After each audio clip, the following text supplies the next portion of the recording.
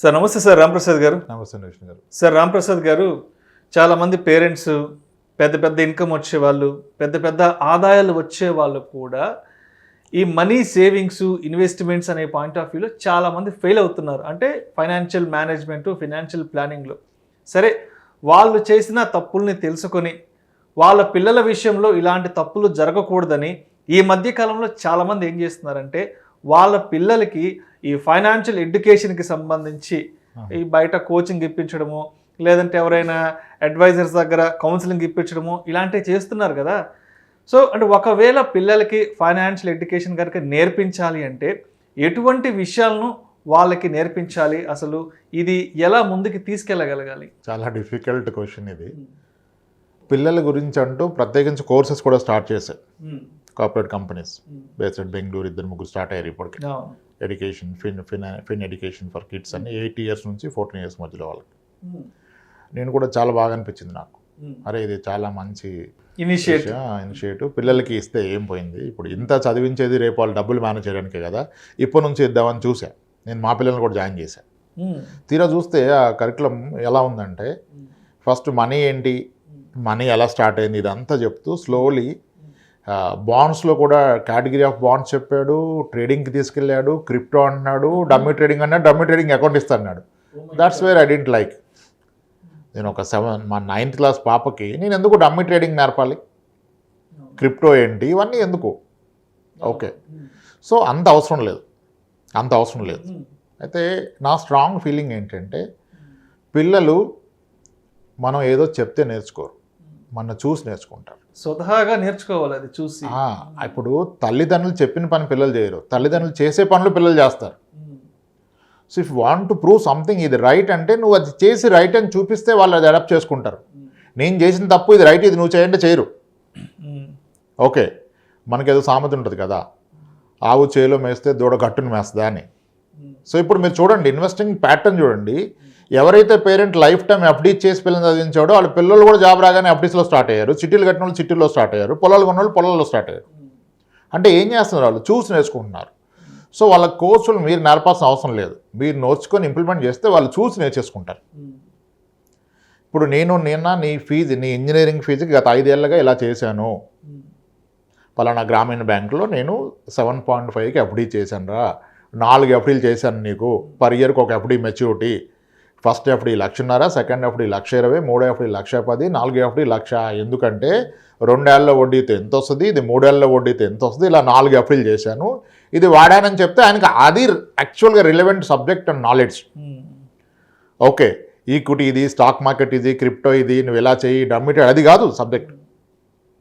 So మన లైఫ్లో అవసరమైన దానికి ఏ ఇన్వెస్ట్మెంట్ ఆప్షన్ దేనికి రైట్ ఫిట్, అసలు నేను ఇప్పటివరకు లైఫ్లో నీ గురించి ఏం చేశానో యాజ్ ఎ పేరెంట్గా చెప్పాల్సిన బాధ్యత మందే. అది మనకు తెలవకపోతే మనం తెలుసుకొని చెప్పాలి. అంతేగాని ఒక ఎక్స్పర్ట్ చెప్తారని కూర్చోబెడితే రాదు. నేను ఇంట్లోనే సిగరెట్ తాగుతూ మందు తాగుతూ ఇవన్నీ తప్పు అలవాటు అంటే ఎలా ఉంటాయి సార్? అసలు పద్ధతి కాదు. సో మనం పిల్లలకి మనం చేసి చూపిస్తే వాళ్ళు నేర్చుకుంటాడు, చెప్తే ఏది నేర్చుకోడు. ఫినాన్స్ ఏం పిల్లలకి ఇప్పుడే అన్ని తెలవాల్సిన అవసరంలా. మీరు డబ్బు విలువ తెప్పండి, ఇది డబ్బు విలువ, ఇది స్పెండింగ్ అంటే ఇది, ఫైనాన్షియల్ ప్లానింగ్ అంటే మీరు ఒక కారు కొనే ప్లాన్ చేస్తున్నారు, దాన్ని ఎప్పటి నుంచి ఆలోచన వచ్చింది, ఆలోచన వచ్చాక మీరు ఏం చేశారో పిల్లలకు చెప్పండి, ప్రతిరోజు షేర్ చేసుకోండి. Nothing wrong. ఆడు చదువుకి మీరు ఏం చేస్తున్నారు చెప్పండి, వాడితో. ఆడు 8 ఏళ్ళు ఉన్నా చెప్పండి, తప్పేం లేదు. 8 ఏళ్ళ పాపని బాబుని కూర్చోబెట్టి, అరే నువ్వు 10th అయిపోతే పలానా చోట నువ్వు ఇంటర్మీడియట్ చదువుతావు, అక్కడ నీ ఫీజు 1,50,000 ఉంటుంది, 2 లక్షలు ఉంటుంది, నా జీతం ఇంతే ఉంది కాబట్టి నేను నా జీతం నుంచి కట్టలేను, కాబట్టి ముందుగా ప్లాన్ చేస్తున్నా, నీ కొరకు నేను పలానా ఓడి దగ్గర చిట్టి చేస్తున్నాను, పలానా రికరింగ్ డిపాజిట్ చేస్తున్నాను, ఈ ఎస్ఐపి చేస్తున్నాను అని చెప్తే, నేను సుకన్య కడుతున్నాను అమ్మా నీకు అని చెప్తే వాళ్ళకి అర్థమవుతుంది. మీ పర్పస్ అండ్ కన్సర్న్ కూడా అర్థం చేసుకుని, అమ్మో రేపు ఈ పరిస్థితి నాకు రాకూడదా, దీనికంటే బెటర్ చేయగలనా. ప్రతి ఫైనాన్షియల్ మ్యాటర్ మీరు పిల్లలతో డిస్కస్ చేయాలి. ఒక టూర్కి వెళ్తున్నారు, ఆ టూర్ బడ్జెట్ వేసుకుంటారు కదా కూర్చొని, అప్పుడు డిస్కస్ చేయండి. నాన్న ట్రైన్ టికెట్స్ ఎంత అవుతారా, మనం దిగాక హోటల్కి రోజుకి ఎంత అవుతుంది, మనం ప్యాకేజ్ తీసుకుంటే ఎంత అవుతుంది, మనకి ఎక్కువ అయిపోతుంది, ప్యాకేజ్ లేకుండా ఇలా ప్లాన్ చేసుకుందామంటే వాడు ఇన్వాల్వ్ అయిపోతాడు కదా, అక్కడ నేర్చుకుంటాడు. మీరు కొత్తగా బయట నుంచి ఏం నేర్పొద్దు. ఇంట్లో జరుగుతున్న ప్రతిదీ మీరు షాప్కి వెళ్తే డెఫినెట్గా మీ పిల్లలకి మీరు ఫైనాన్షియల్ ఎడ్యుకేషన్ అంటే సింపుల్ ట్రిక్, మీరు చేసే ప్రతి పర్చేజు మీ పిల్లల్ని పక్కన పెట్టుకొని వాళ్ళతో చేయించండి. నేను సూపర్ మార్కెట్కి వెళ్తే మా పిల్లల్ని తీసుకెళ్తా, వాళ్ళే కార్డ్ స్వైప్ చేసి డబ్బులు పే చేయమని చెప్తా. నేను పే చేయాలి, నేను కాస్త దూరంగా వెళ్ళిపోతా, కొనుక్కోండి, బాక్స్ నిండిందా వెళ్ళి బిల్లింగ్ చేయండి. అప్పుడు వాళ్ళు నేర్చుకుంటారు. ఇది మీరు చేయాల్సింది. మనీ అంటే ఏంటి, దాన్ని ఎలా ఖర్చు పెడుతున్నావు, ఎంత కష్టపడితే సంపాదిస్తున్నావు, భవిష్యత్తు అవసరాలకు ఎలా పెట్టుకోవాలి. అసలు మీ పిల్లలకి మంచి చెడు మీరు చెప్పినంత బాగా ఎవడు చెప్పడం, ఎప్పుడు ఊహించదు కూడా వేరేవాడు చెప్తారని. సో మనం నేర్చుకొని వాళ్ళకి నేర్పించాలి. ఇంకా నేను నేర్చుకోలేదు, ఫెయిల్ అయ్యానంటే ఈరోజు ఇంప్లిమెంట్ చేయ కదా, బెటర్మెంట్ ఈరోజు చేయ కదా. లైఫ్ అయిపోలేదు కదా, ఇంకా చాలా లైఫ్ ఉంది కదా. నేను తప్పు చేశాను సార్, పలానా పాలసీ కట్టంటే ఈరోజు దానికి రెమెడీ ఏంటి మనం గత వీడియోలో చెప్పుకున్నాం. నేను ఎక్కింది రాంగ్ బస్ అని చెప్పేసి టికెట్ వేస్ట్ అయినా నేను వెళ్ళొస్తా అనుకుంటా, దిగిపోరా బాబో, దిగి రైట్ బస్ ఎక్కు. ఆ ఎక్కినప్పుడు అది కూడా ఒప్పుకోని పిల్లల ముందు, నాన్న నేను చేసిన తప్పురా, ఇలా చేసాను అనుకున్నా, అది అవ్వట్లేదు, చాలా పెరిగిపోయినాయి, ఒకప్పుడు మా స్కూల్ అప్పుడు ఎంత అయింది ఫీజు, నీ స్కూల్కి ఎంత అవుతుంది, బట్ అయినా నేను నీ గురించి కష్టపడుతున్నాను రా, ఇంత దాస్తున్నాను ప్లాన్ చేసి, దీంతో నీకు ఇది అవుతుంది, నీ భవిష్యత్తు బాగుంటుంది, దానికి డబ్బు కావాలి. నీ భవిష్యత్తు బాగుండాలంటే నేను ఎడ్యుకేషన్కి డబ్బు ఖర్చు పెట్టాలి, ఆ రోజు ఖర్చు పెట్టాలంటే ఈ రోజే దాయాలి, ఎందుకంటే నా ఇన్కమ్ పర్మనెంట్ కాదురా, మనకు రాబోయే ఖర్చులు పర్మనెంట్ అని పెరుగుతాయి. ఇన్కమ్ పెరుగుదన్న గ్యారంటీ లేదు, ఉంటుందన్న గ్యారంటీ లేదు. ప్రతి రూపాయిని నేను జాగ్రత్త చేసుకోవాలి. అది చేసుకోనుకున్న మార్గాలు ఏంటి, అసలు దేనికి ఏది. నన్ను అడిగితే ఏమనంటే, మీ దగ్గర ఉన్న ప్రతి రూపాయికి ఒక పేరు పెట్టాలి సార్. పిల్లోడు పుడితే పేరు పెట్టాలిగా, లేకపోతే ఆవిడ ఇష్టం వచ్చిన పేరుతో ఆడు పిలుస్తాడు. అలాగే మీ ప్రతి రూపాయికి ఒక పేరు పెట్టాలి. ఏమని, ఈ 1,00,000 రూపాయలు చిన్నదానికి గోల్డ్ కొనడానికి, ఈ 1,50,000 వీడి ఇంటర్మీడియట్కి, ఈ 3 లక్షలు దాసింది దీని పెళ్ళికి, ఇది వీడి హైయర్ ఎడ్యుకేషన్కి, ఇది ఐఏఎం స్టడీకి, ఐఏఎంలో ఈరోజు ఇంత అవుతుంది సంవత్సరానికి, రాను రాను ఇంత పెరుగుతుంది. గత 10 ఏళ్ళగా ఐఏఎంలో 6 ఏళ్ళకి ఐఏఎం ఫీ డబుల్ అవుతుంది, అంటే 12% ఇన్ఫ్లేషన్. మీరు పిల్లోడికి ఇన్ఫ్లేషన్ చెప్తే మంచిదే, చెప్పకపోయినా అర్థమైంది కదా వాడికి, ఇలా పోతే ఇంత పెరుగుద్దిరా నాన్న, సో ఇది రెడీ. ఇంకో విషయం చెప్పండి, అరే నాన్న తాతగారికి నీ రీప్లేస్మెంట్ అయితే 4,80,000 అయింది మొన్న బిల్లు అయింది కదా, అవును డాడీ ఎంత అయింది అంటాడు కదా. అరే 10 ఏళ్ల క్రితం మీ పెద్ద తాతయ్యకి నీ రీప్లేస్మెంట్ అయితే అప్పుడు 1,20,000 అయిందిరా, చూసావా 10 ఏళ్ళలో 3 రెట్లు పెరిగిందిరా, మరి ఇప్పుడు నాకు కూడా 60,000 వచ్చి నీ రీప్లేస్మెంట్ అయితే అంత ఇద్దరని అడగండి మీ కొడుకుని. ఆడు చెప్తే లెక్కేస్తాడు, నాన్న నీకు ఎప్పుడు అవుద్ది నీ రీప్లేస్మెంట్, అరే తాతకి 68 ఏళ్ళకి అయింది కదరా, నాకు 60-65కి అవుద్ది, అది జబ్బు కాదు, మరి అప్పుడు ఎంత అవుద్ది ఆడు లెక్క చెప్తాడు. నాన్న 10 ఏళ్ళకి 3 రెట్లు అన్నావు కదా నాన్న, ఇప్పుడు నీకు 45 కదా నాన్న, 10 ఏళ్ళు పోతే ఇప్పుడు 5 లక్షలు అయితే 15, 20 ఏళ్ళు పోతే 45 లక్షలు అవుద్ది నాన్న, 25 అంటే చాలా ఎక్కువ అయింది కదా నాన్న, 50 లక్షలు అవుద్దా అంటాడు.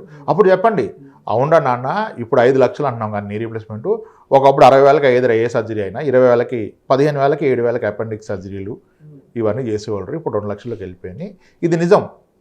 అప్పుడు మీకు నాలెడ్జ్ వస్తుంది ఇన్ ద డిస్కషన్లో, హీ విల్ అండర్స్టాండ్. అప్పుడు వాడు అంటాడు, నాన్న మరి ఇంత ఖర్చు అయితే ఎలా నాన్న, ఇంత డబ్బు ఉండదు కాబట్టి నీకు అంటాడు. అప్పుడు చెప్పండి, అందుకేరా హెల్త్ ఇన్సూరెన్స్ తీసుకున్నా, ఇది ఉంటే అది మనం పెట్టుకోవాల్సిన ఒక్కళ్ళు వీడే పెట్టుకుంటాడు, కానీ ఇన్సూరెన్స్ 10 లక్షలు తీసుకుంటే సరిపోదు కదా, అందుకనే నేను ₹1,00,00,000 హెల్త్ ఇన్సూరెన్స్ తీసుకున్నాను అని చెప్పాలి. మీ ప్రతి financial decision you discuss with your kids, that it self is a great education towards finance. ప్రత్యేకించి కోర్సులు అకాడమిక్స్లో పెట్టు, కరిక్యులంలో పెట్టు, అవి మీ నా చేతిలో లేవు కదా, ఇంట్లో పెట్టమైతే మీకు నాకు చేతిలో ఉంది కదా. ఎందుకు మీ వ్యవస్థను మార్చాలని చూస్తారు, వ్యవస్థలు మార్చడం వ్యక్తుల వల్ల అవుతుందా, గవర్నమెంట్కి వెళ్ళి మనం చెప్పలేం కదా, మన వల్ల కాదు కదా, మన స్థాయి అంత బ్యాండ్విడ్త్ లేదు మన దగ్గర, వెళ్ళి ఇప్పుడు ఉద్యమాలు చేసి పట్టరాలేము.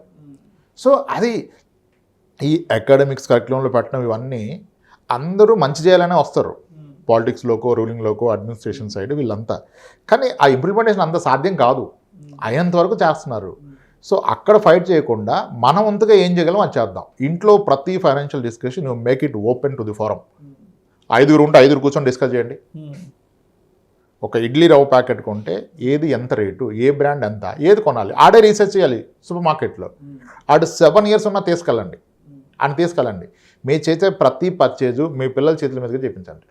That's it, complete financial awareness వస్తుంది. ఆడికి డబ్లింగ్, ట్రిబులింగ్, ట్రేడింగ్లు, క్రిప్టోలు చెప్పకండి. ఆడికి ముందు వాల్యూస్ అండ్ ఎథిక్స్ నేర్పాలంటే ఈ డబ్బులు డబులింగ్ వద్దు, మీ అవసరాలకి డబ్బులు ఎట్లా సమకూర్చుకోవాలో తెలిపితే చాలండి. అంతకు మించి దీన్ని కాంప్లికేట్ చేయొద్దు. పెద్దగా ఇప్పుడే తెలిసిపోవాలి, ఏదో పిల్లలకి ఆర్టిఫిషియల్ ఇంటెలిజెన్స్ తెలవాలి, బిగ్ డేటా తెలవాలి, ఐఓటీ తెలవాలన్నట్టుగా ఫినాన్స్లో కూడా ట్రేడింగ్ తెలవాలి, అది కరెక్ట్ కాదని నా అభిప్రాయం. ఇట్స్ అప్ టు ఇండివిజువల్, అంత అవసరం లేదు, బేసిక్స్ తెలపండి చాలు, అక్కడి నుంచి వాళ్ళు ఇంప్రూవ్ చేసుకుంటారు. Thank you sir, thank you so much Ramprasad గారు. పిల్లలకి కనుక ఫైనాన్షియల్ ఎడ్యుకేషన్ నేర్పించాలి అంటే ఎటువంటి విషయాల పట్ల పిల్లలకు తర్ఫీదు ఇవ్వాలి, అదేవిధంగా ఏ వయసు నుంచి వాళ్ళకి ఆర్థిక పాఠాలు నేర్పించాలనే అంశం గురించి ప్రేక్షకులకు మీ విశ్లేషణ ద్వారా చాలా చక్కగా అత్యద్భుతంగా వివరించారు sir. Thank you so much sir. Thanks అండి విష్ణు గారు.